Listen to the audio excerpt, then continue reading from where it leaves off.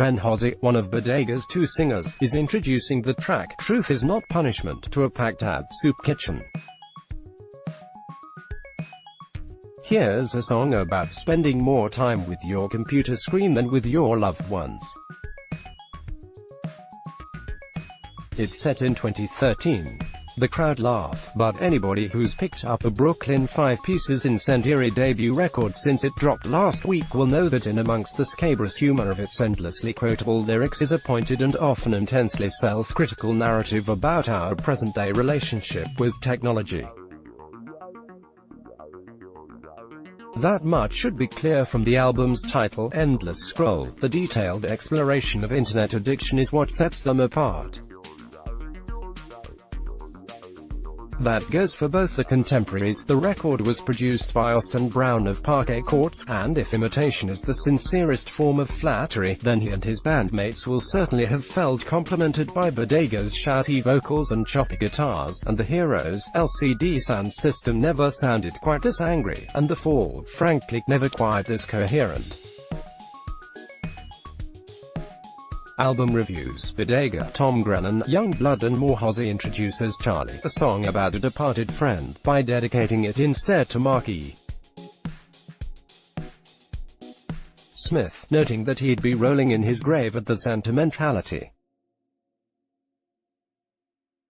You wonder what he would have made of Bodega's stage presence, which borders on mannered at times. They line up left to right, with Hozie arriving, snarling picture of punk rock power.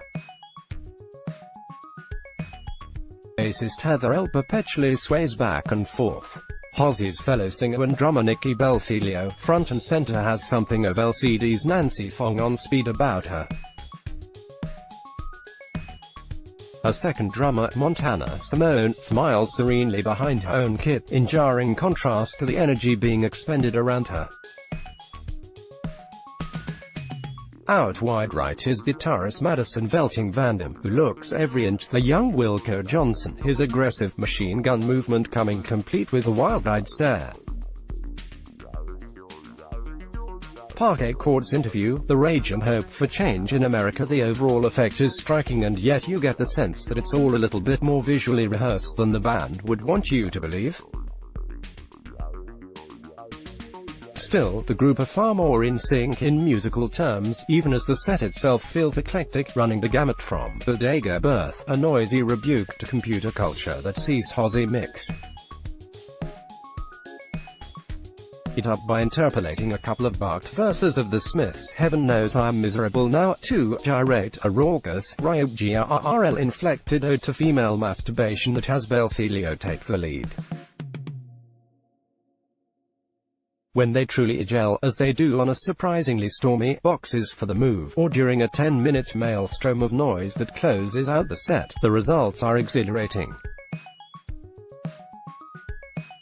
You suspect that, for some, there'll be moments where Bodega's lyricism is a little too arch, the presentation a touch affected. There's no question, though, that they have something worthwhile to say, as long as the message cuts through the artifice. Bodega have the potential to be the year's most vital new band.